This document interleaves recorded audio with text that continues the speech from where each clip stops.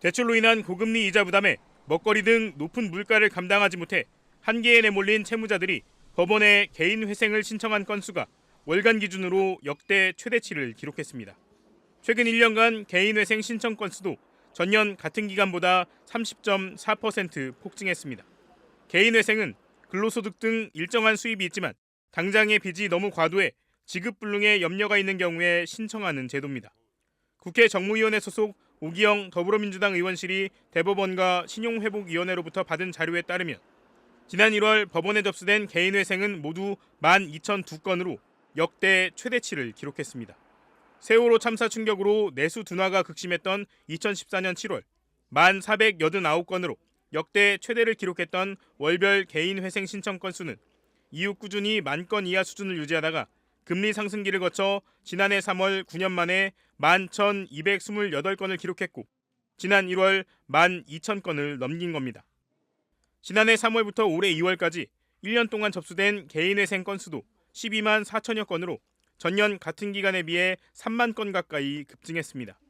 개인 회생이 받아들여지면 법원이 정해준 최저 생계비를 제외한 나머지 소득을 일정 기간 동안 모두 채무 변제에 사용해야 합니다.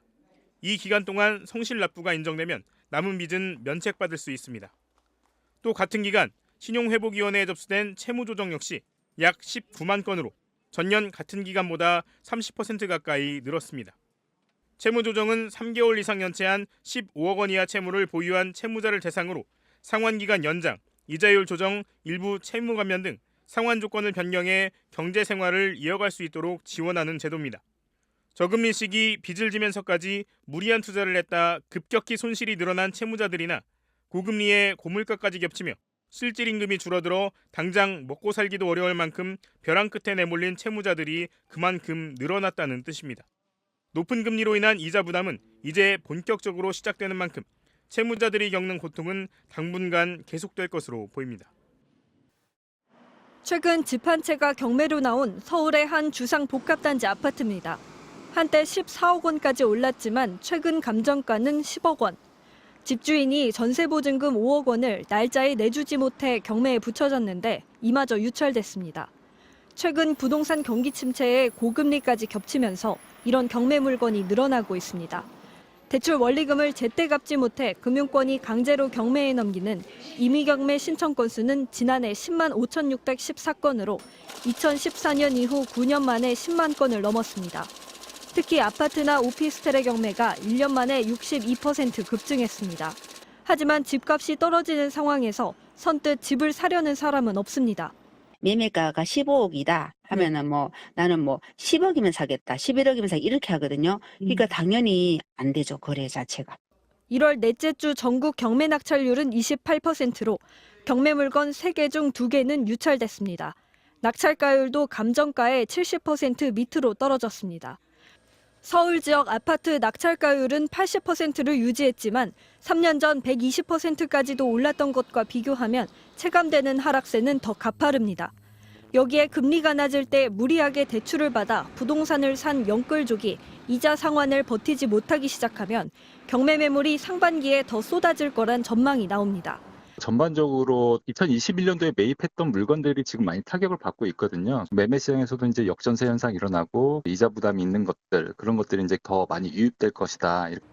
지난해 문제가 됐던 전세 사기 빌라 매물도 순차적으로 경매로 나올 예정이어서 매물 증가세는 더욱 가팔라질 걸로 보입니다. MBC 뉴스 문다영입니다.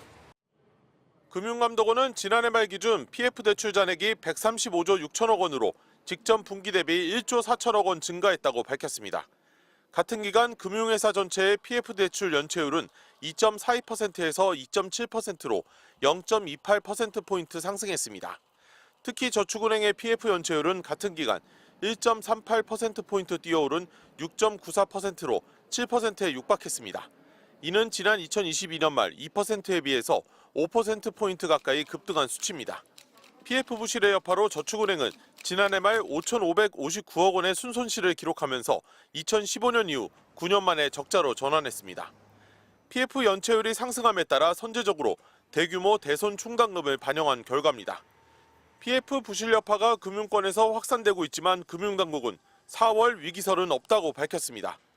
저축은행 사태가 벌어졌던 2012년 금융권의 평균 연체율이 13%를 넘었지만 지난해 말 2.7%로 안정적으로 관리되고 있다는 것입니다.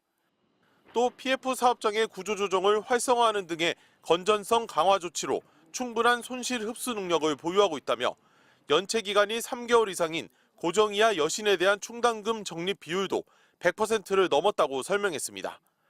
금융당국은 부실 사업장은 경공매와 사업장 매각 등 재구조화를 유도하고 사업장 재평가를 통해 점진적인 연착륙을 꾸준히 추진하기로 했습니다. MBC 뉴스 정동욱입니다.